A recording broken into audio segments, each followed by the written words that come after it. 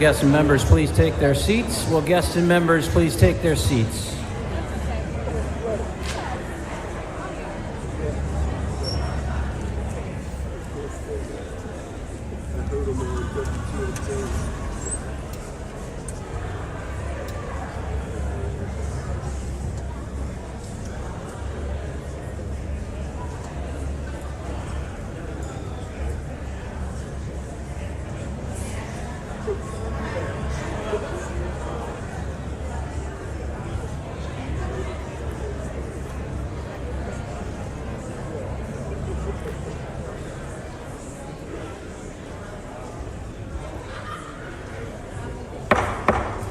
Pursuant to Article 5, Section 4 of the Wisconsin Constitution, the joint convention of the legislature will come to order for purposes of receiving the governor's State of the State address. We'll do some announcement at this time. I'd like to announce some distinguished guests. First off, Lieutenant Governor Sarah Rodriguez.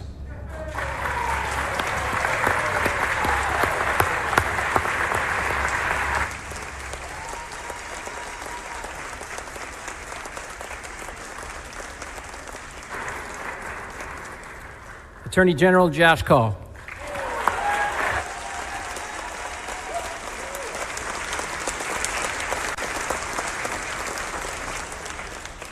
State Superintendent of Public Instruction Jill Underly.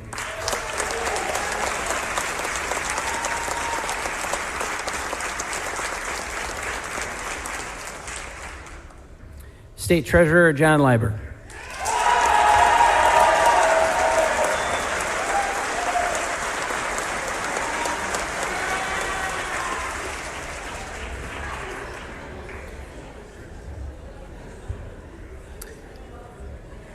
Members of the State Supreme Court, Chief Justice Annette Ziegler.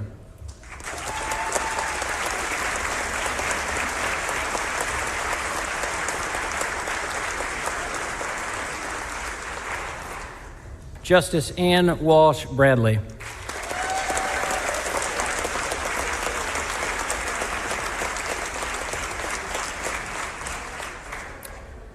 Justice Rebecca Bradley.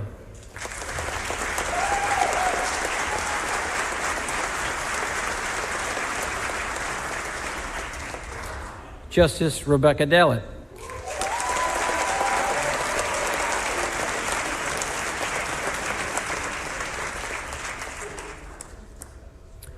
Justice Brian Hagedorn.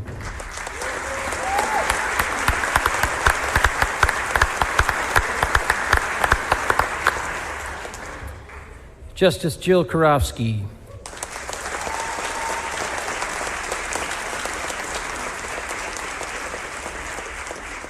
Justice Janet Protasewicz.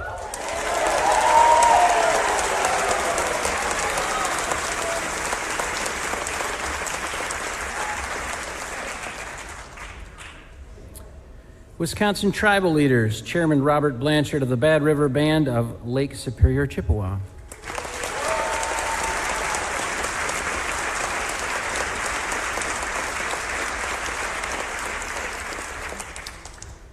Chairman James Crawford of the Forest County Potawatomi.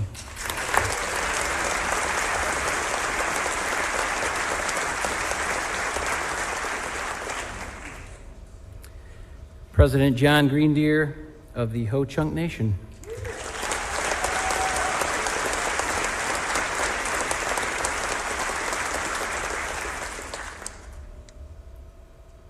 Chairman Lewis Taylor of the Lakota Band of Lake Superior, Chippewa.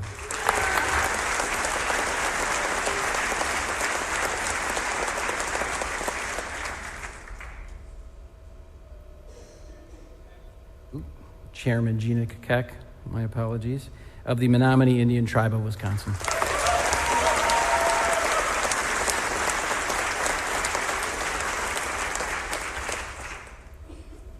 Chairman Tahasi Hill of the Oneida Nation.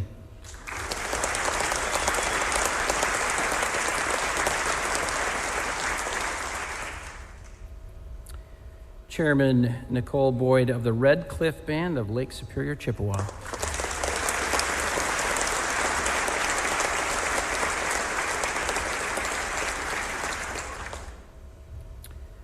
Chairman Robert Van Zyl of the Mole Lake Sagagan Chippewa Community.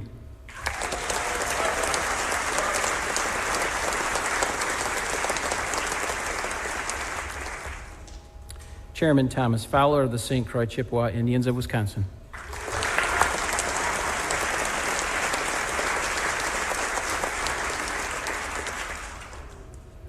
And finally, President Shannon Holsey of the Stockbridge Muncie.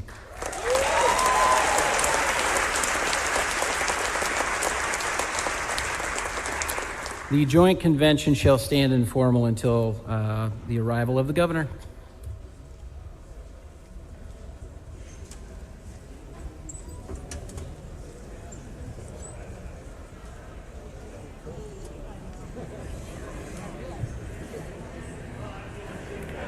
The joint convention shall come to order. The chair recognizes the Assembly Sergeant at Arms. Mr. President and members, the governor of the great state of Wisconsin, the Honorable Tony Evers.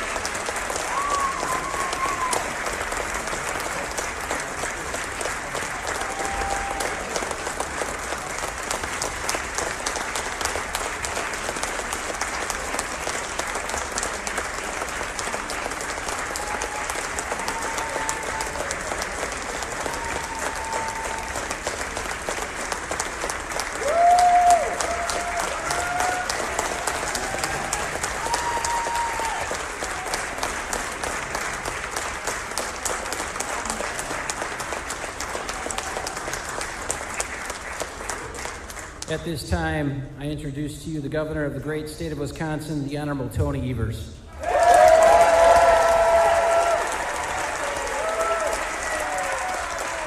Thank you.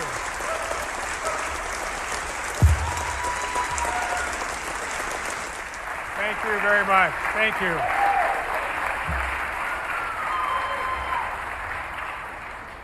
No, I didn't see. I asked one of the four legislators that were coming down with me one of them to do a somersault. Did anybody do that?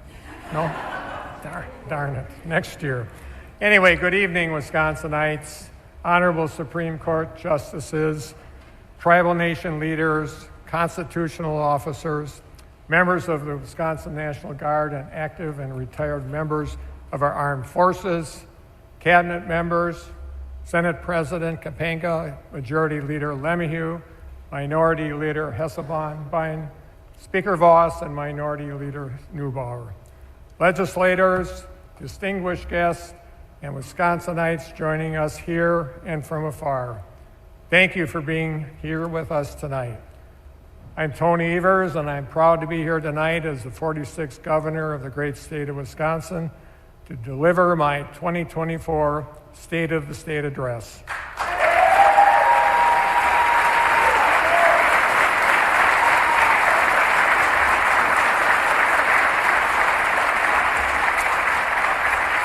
My daughter Katie, and my grandson Keaton are here with us tonight. And if you'll bear with me for a minute, I'd like to give a special shout out to my better half, Kathy, who's here as well.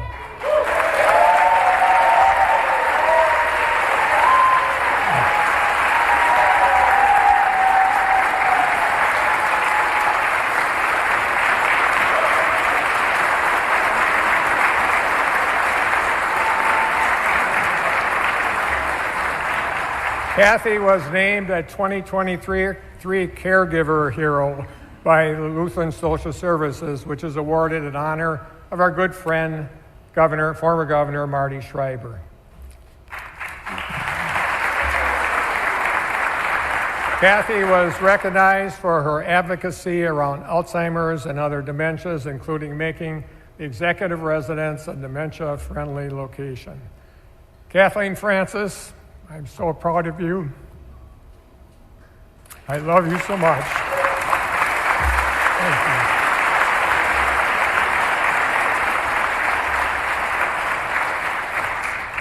Wisconsin, it's been one heck of a year, and I have much to report.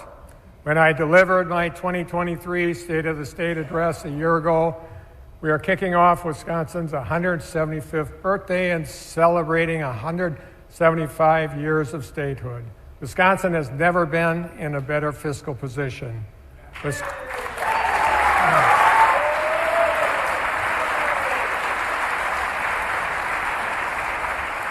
Wisconsin, I begin tonight with even better news. As we enter 2024, our state has never been in a better fiscal position than we are today. Better than last year, better than when I took office, and better than any year in Wisconsin's 176 years of statehood.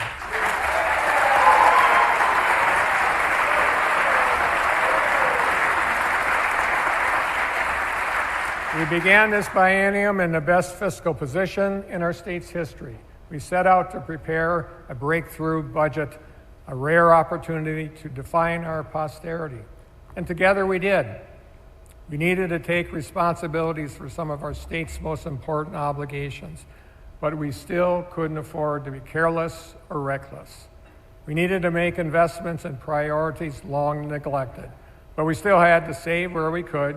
We needed to stay prudent and well within our means while still marching towards the future we're working hard to build together.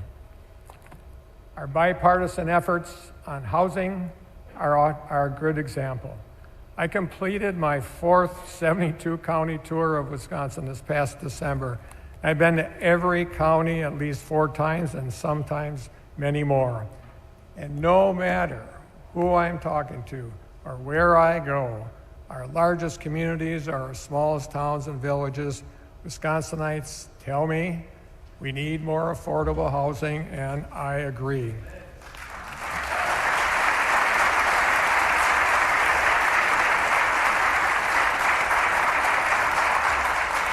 Building affordable housing in every corner of our state is critical to make sure that Wisconsin is prepared to meet the needs of a 21st century workforce in a 21st century economy. Since I took office, we've invested in building nearly 15,000 affordable housing units, nearly 2,500 last year alone, and more than 24,000 housing units total.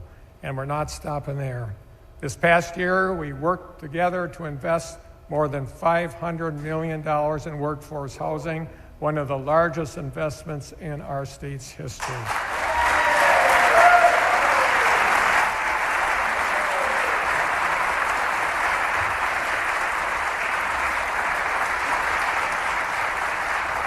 We're working every day to make sure our workforce, economy, and infrastructure are ready to meet the needs of the 21st century. Part of that is making sure kids, families, workers, farmers, and manufacturers have the infrastructure they need to get from point A to point B safely. When I took office, years of disinvestment had caused our roads and our bridges to crumble in disrepair. So, you're darn right, we've been fixing the damn roads.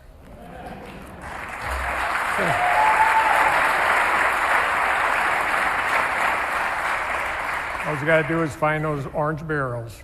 Since 2019, we've improved over 7,424 miles of roads and 1,780 bridges, including over 900 miles of roads and over 200 bridges last year alone.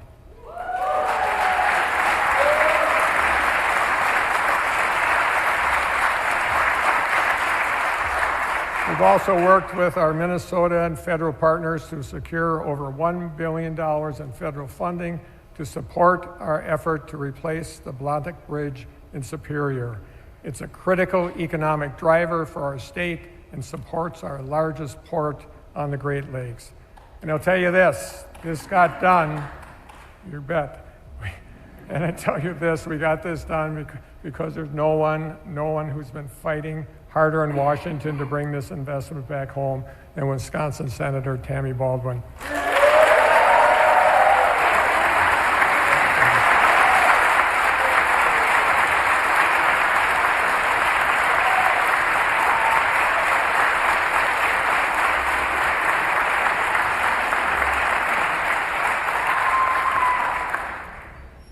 When I was here 4 years ago, I announced a three-pronged plan to address our state's dairy crisis.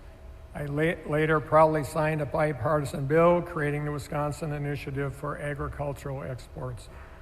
We're working to meet our ambitious goal of increasing the value of Wisconsin's agricultural exports by at least 25% by mid-2026. So we worked together last year to invest $2 million to help promote Wisconsin's milk and dairy, meat, crop, and other products around the world.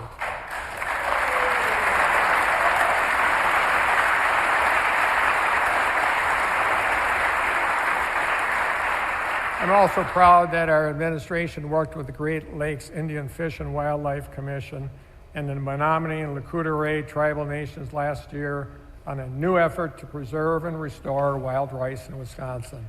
Wild rice has been harvested here for thousands of years, but it's threatened by the effects of changing climate and water quality. We secured nearly $2 million to support researching and developing strategies to help conserve this important cultural resource for future generations.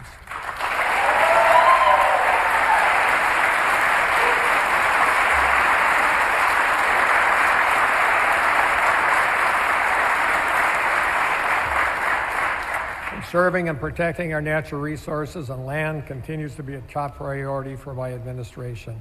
I'm also excited to announce tonight that I'm approving the largest forest conservation effort in our state's history.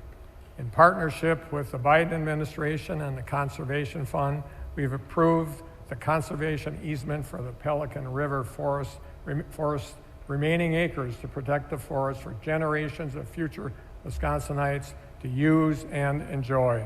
This is a big deal, folks.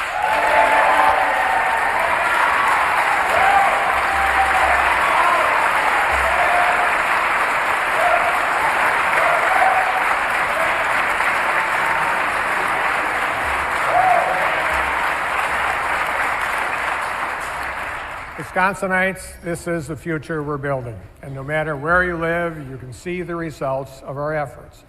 In Wisconsin today, a kid got ready for school and put on their favorite Milwaukee Brewers shirt.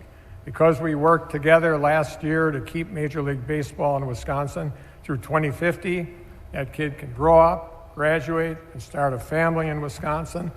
And they'll be able to take their kids out to the ball game where the Brewers will still be the home team.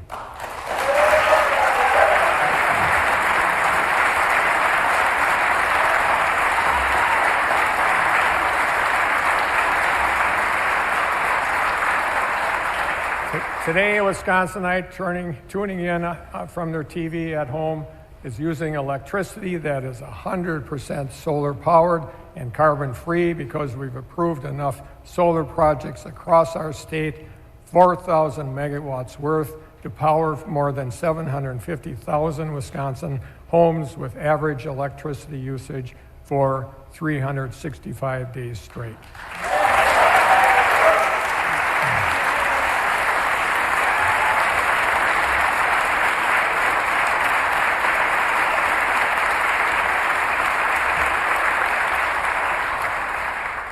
In Wisconsin today, volunteer EMS and fire providers in Delavan are receiving increased stipends. Barron County has hired 2 new public safety officers. Peshtigo is purchasing new EMS equipment, and residents on the south side of Milwaukee will have quicker emergency response times. This progress is possible because we work together to provide a historic increase in shared revenue, state support that goes directly back to our local communities.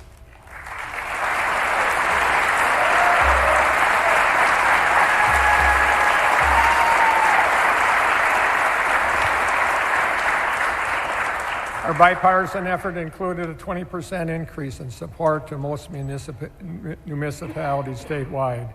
After a generation of our state asking for local partners to do more with less, today we're working to deliver on our promise of making sure our communities can meet basic and unique needs alike.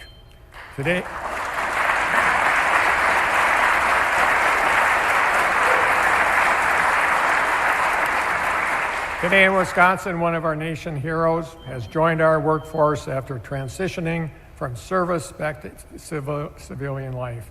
He went to work today in a good-paying, family-supporting job right here at home in Wisconsin, where I'm proud to announce that we now rank 4th in the country for successfully helping veterans find employment.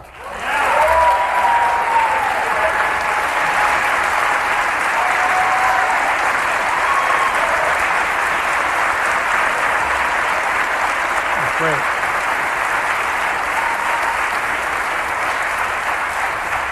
We all have to be proud of that. Wisconsinites, this is the state of our state. This is the future we spent years working hard to build together.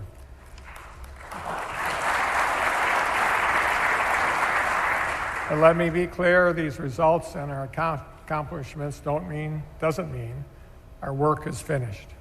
If anything, our progress demands our efforts to continue. There is, as always, more we can do. And that work begins in earnest here tonight. Let's start with PFAS. PFAS are a real threat to our kids, our families, our communities. These human-made chemicals can be toxic to humans and wildlife, and they've been used in everyday products for more than a half a century. In Wisconsin, where we hunt, fish, and want to trust the water coming from our tap, and where our economies rely upon water resources for livestock, crops, and outdoor recreation, PFAS are a threat to our way of life and our economy. That's why I directed $10 million into a new statewide program to help contaminants like PFAS get contaminants like PFAS out of our water supplies. I'm proud to report this program has helped replace or abandon nearly 500 contaminated water wells across Wisconsin.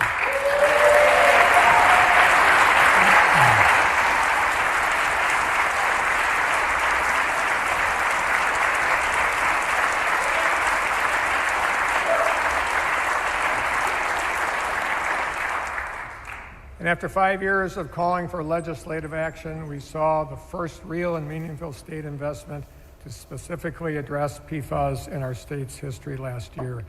The legislature and I both approved a $125 million investment to start tackling PFAS across our state.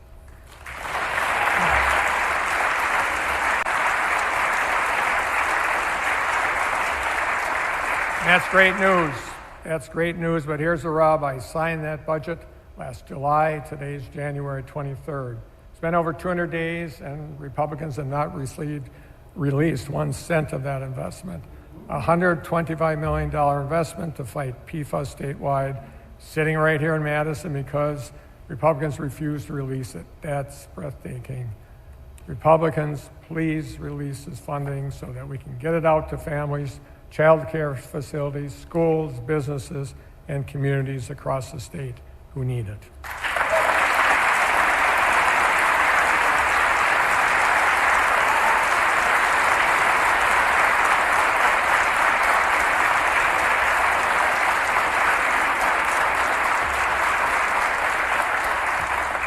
Another area where we must work together to do more and quickly, let's talk about mental health.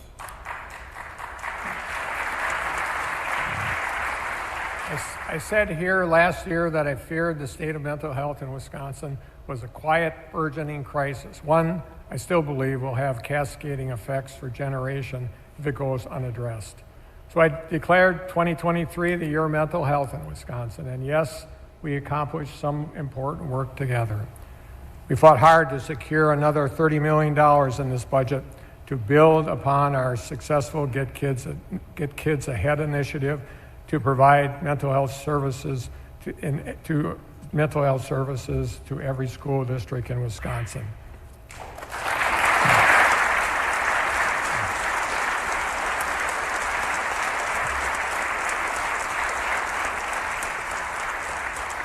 don't need to remind this legislature that I requested more than $500 million last year to help expand access to mental and behavioral health services statewide, only a fraction of which was approved.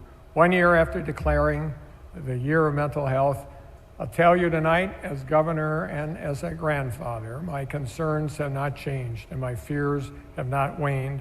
Much work remains. The data have not improved.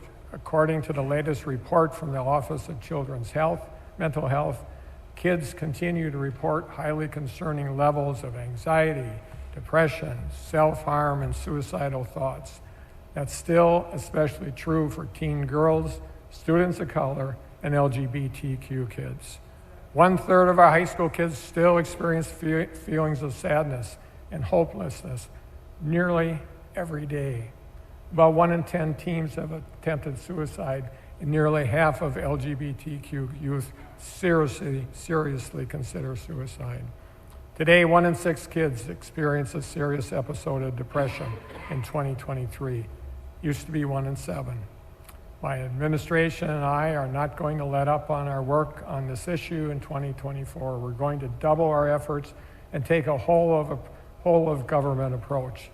Tonight I'm announcing I'm creating an interagency council on mental health and directing Wisconsin state agencies to work together to reduce barriers and address gaps in mental health services.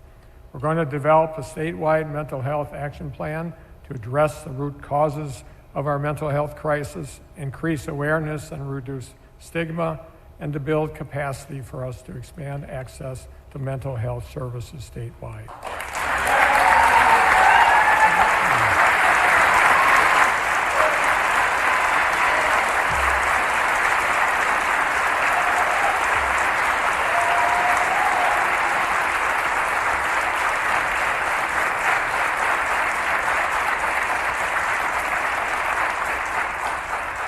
Our state's mental health challenges are very, very significant.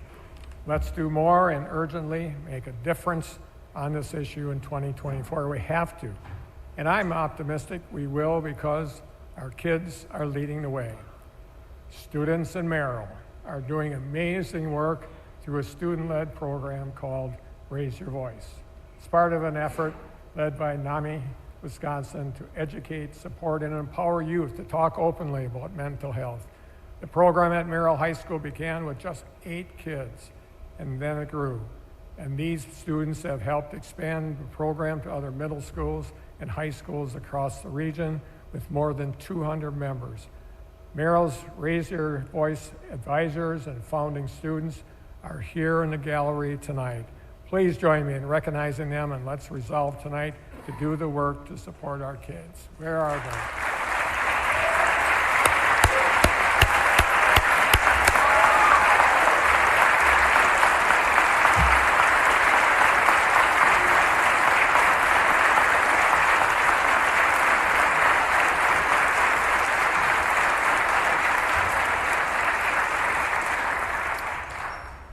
Now, as we continue looking toward the important work we have to do before us in 2024, there are also good things on the horizon. We have important elections coming up this year, including one in November. It's been clear that I believe we should make it easier, not harder, for every eligible Wisconsinite to cast their ballot.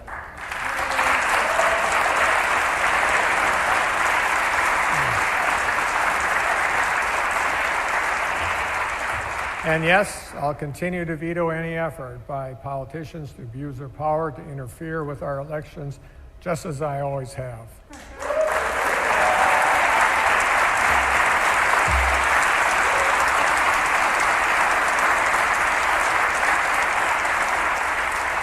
In the coming weeks, I'll also be announcing new steps I'm directing my administration to take to help ensure every eligible Wisconsinite has the opportunity to participate in the most precious and fundamental function of our democracy, the right to vote.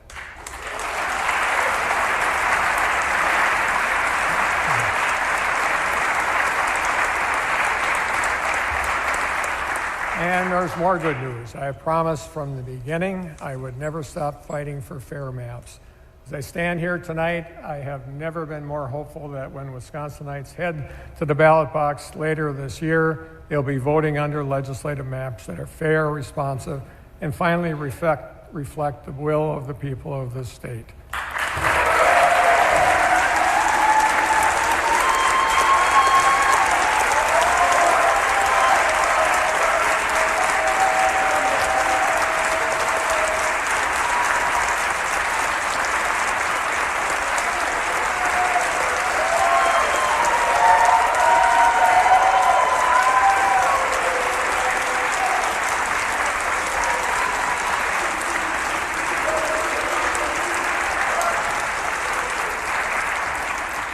And I want folks at home to understand why fair maps are important.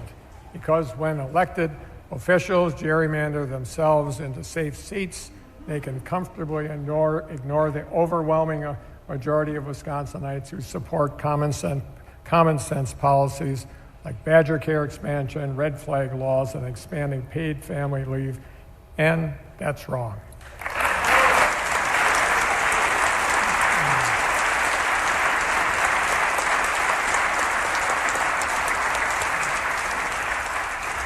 What has happened on the issue of reproductive freedom in Wisconsin over the last 2 years is another good example of why we need fair maps. For a decade now, 60% of Wisconsinites on average have consistently said they support abortion being legal in all or most cases. And yet, each time I've asked Republicans to restore Wisconsinites' reproductive freedom to what it was the day before the U.S. Supreme Court overturned Roe, they said no. And because of that, Wisconsin women spent over a year experiencing firsthand what it's like to live in a state that bans nearly all abortions, even in cases of rape or incest. Today, thanks to the lawsuit Democrats filed days after the Supreme Court decision, Wisconsinites now have the same reproductive freedom in Wisconsin that they did on June 23rd, 2022, before Roe was overturned.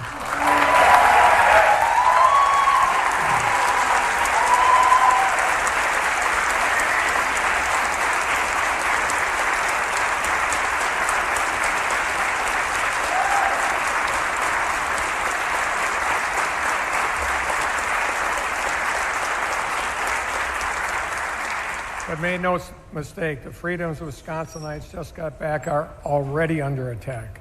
Republicans are advancing a bill that would ask Wisconsinites to strip themselves of some of the basic reproductive freedoms that were just recently restored to them in cases, and no exemptions in cases of rape or incest. Folks, Wisconsinites have been abundantly clear. As another example, Republicans' last candidate for governor wanted to take those same freedoms and more away. You might notice he's not here delivering the State of the State address tonight.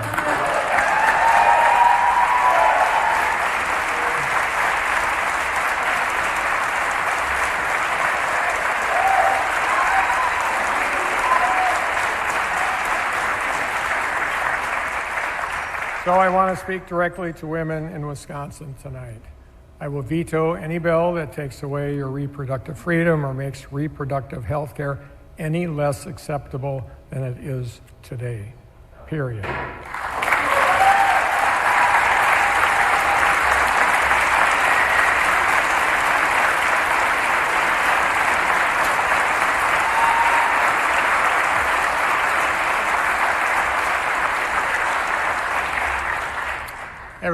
Every Wisconsinite should be able to access the health care they need and when they need it. And yes, that includes contraception. Last summer, the Food and Drug Administration approved the first daily oral contraceptive pill for use without a prescription, which is expected to be available in stores and online later this year. And that's great news. Badger Care Plus currently covers over-the-counter emergency contraception and daily contraception with a prescription from a provider. Today I'm announcing I'm directing the Department of Health Services to issue a standing order for Badger Care Plus to serve as the prescription to cover over-the-counter contraception, including emergency contraception.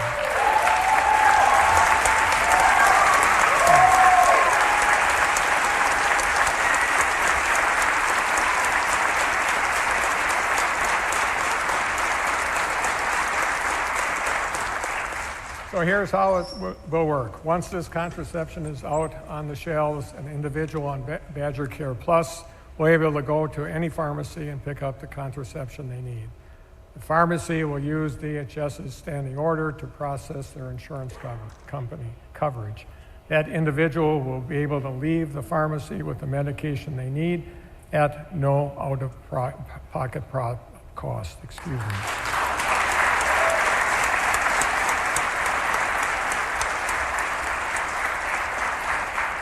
There's also work that we can do together to support healthy moms, babies, and families across Wisconsin, especially as we celebrate Maternal Health Awareness Day. Pregnant women in Wisconsin up to certain income levels are eligible for Badger Care Plus for the term of their pregnancy and up to 60 days after they give birth. But as most people know, recovery time from pregnancy often lasts longer than 60 days. Today, a bipartisan bill, Senate Bill 110, introduced by Senators Ballweg and Filskowski, would enable Wisconsin to join 43 other states that already extend coverage to pregnant women for up to 365 days to birth. Tonight, I'm urging Republicans and Democrats to work together to get this bill across the finish line this session and to send it to my desk. We have to get this done, folks.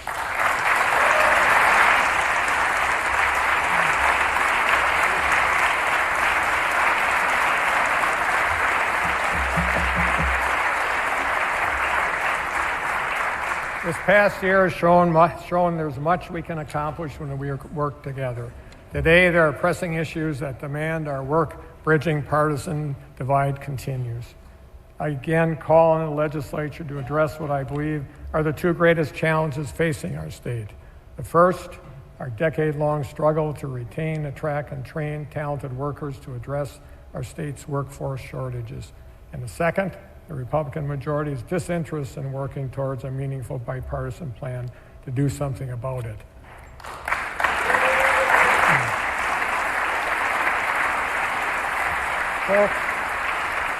Folks, no isn't a workforce plan. Asking more kids to work in the workforce is not a workforce plan. Giving more big breaks to millionaires and billionaires is not a workforce plan. These are not serious proposals to address generational, statewide issues.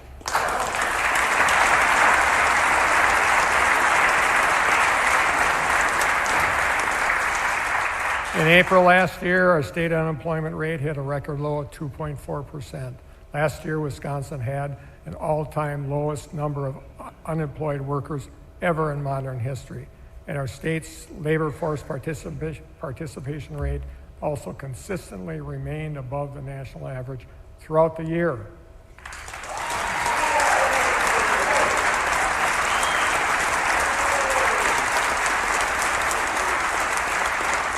So it's time we get rid of that old talking point that Wisconsinites aren't working or working hard.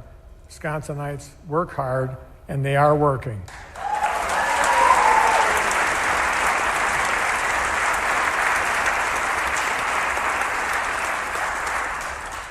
From my vantage point, three things are key to addressing our state's workforce challenges. First, we must find a long-term solution to our state's looming child care crisis.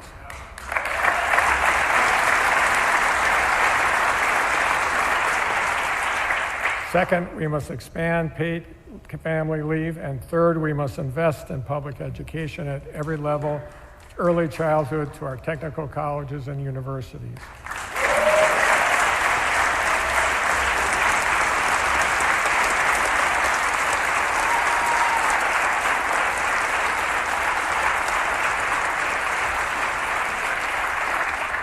Wisconsin faces a looming child care crisis. Costs to working families are skyrocketing. We don't have enough child care providers, and the providers we have are struggling to keep the lights on.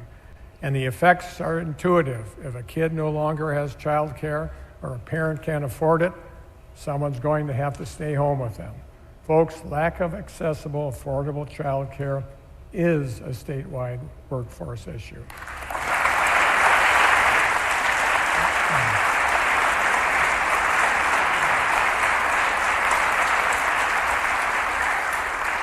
Without continued investments in child care accounts, our workforce will suffer mightily. 2,110 child care programs are projected to close. 87,000 kids could be without child care. We could lose over 4,880 child care jobs. That's about $500 million of economic impact on our state. I introduced a comprehensive workforce plan to stabilize our child care industry and prevent its collapse. Republicans rejected it. So last fall, I directed $170 million in emergency funding to keep our child care industry afloat.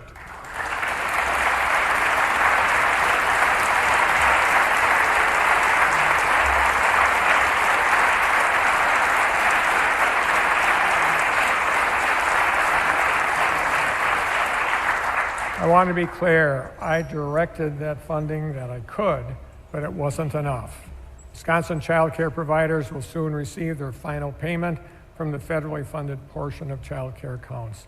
So the emergency $170 million I directed last fall as a stopgap measure now kicks in. Republicans are officially on the clock to make this meaningful investments necessary, to prevent the collapse of an industry that's essential for making our current levels of workforce participation.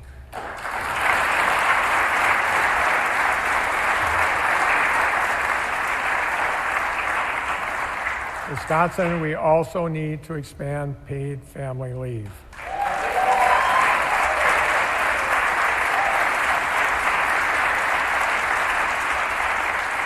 I proposed investing $240 million to jumpstart a program that would provide most private sector workers 12 weeks of paid leave.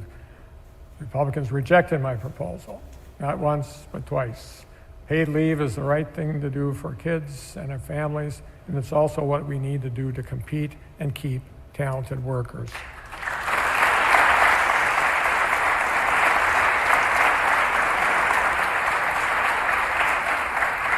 And yes, doing what's best for our kids is what's best for our state, and it's what's best for our families and our workforce too. So yes, we must invest in public education at every level, from early childhood to our technical colleges and our universities.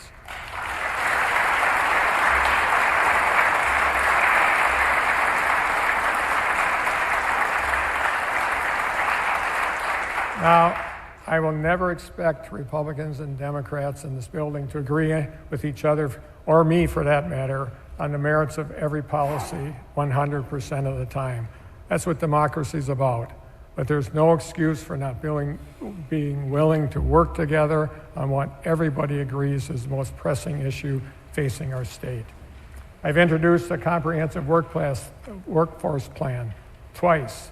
If anyone on either side of the aisle has a better plan than mine that not only prevents the collapse of our state's child care industry, but also helps us compete against our neighboring states for talent and invests in public education at every level to prepare our kids for the future, let's hear it.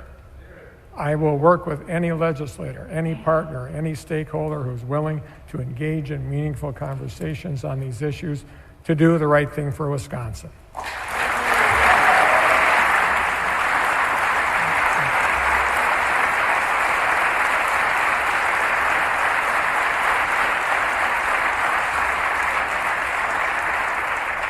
In the meantime, my administration will continue to pursue every pathway and seek every avenue to address our workforce challenges without legislative action, just as we have for 5 years. And we'll continue that work here tonight.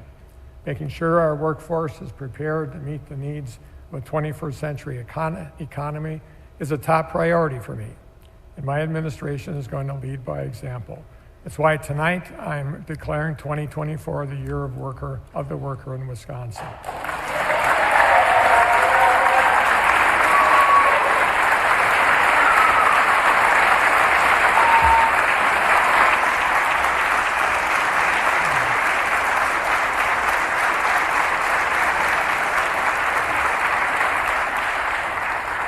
We are working in earnest to reduce barriers to employment so we can try to make sure every available worker can join our workforce.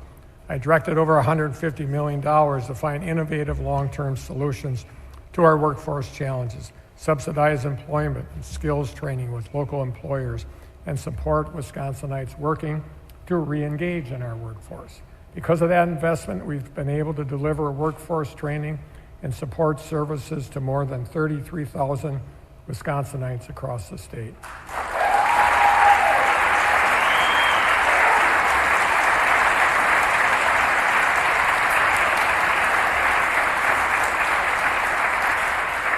I joined with the Wisconsin laborers about a year ago to announce Wisconsin had the highest participation rate in our registered apprenticeship program in 2 decades. In November, I celebrated National Apprenticeship Week and announced Wisconsin had reached an all-time record high number of participants in the registered apprenticeship program's 112-year history. How about that?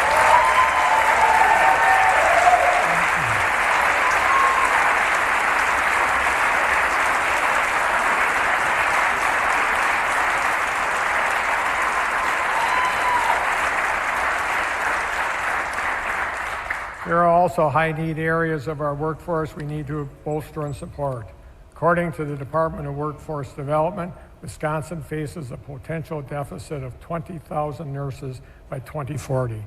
Between 2020 and 2030, Wisconsin's healthcare industry will see nearly 32,000 annual openings across occupations. So last year, my administration launched one of the country's first ever registered nurse apprenticeship pathways to help address the demand for workers. And we announced a new initiative to train over 10,000 certified direct care professionals to address our state's shortage of caregivers.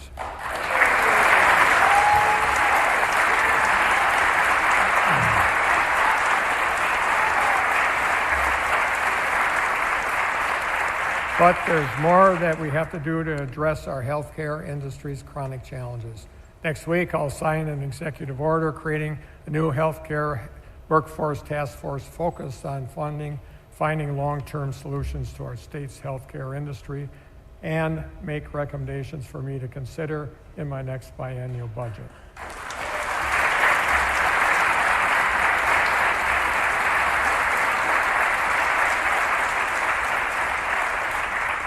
We also know we must work to retain talented educators who work every day to do what's best for our kids. Recent estimates show that only 67% of new educators in Wisconsin make it past 5 years.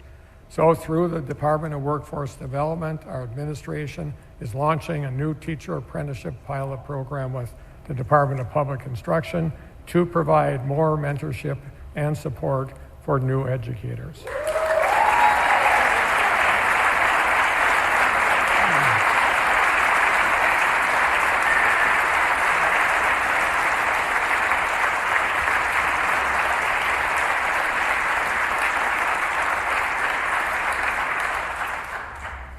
And finally, as one of the largest employers in the state, my administration is also going to make sure the state of Wisconsin is leading the way by example with new efforts to recruit and retain talented workers in our state workforce.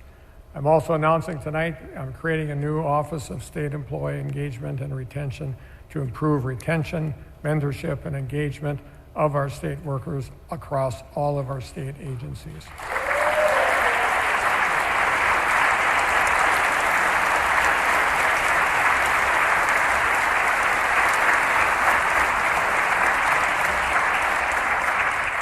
Wisconsin, we've proven this past year that we can do big things, especially when we're willing to do them together. I know we can build upon these efforts in 2024, and together we will. Let's get back at it. Let's get to work. Thank you, and on Wisconsin. UW Marching Band, take it away.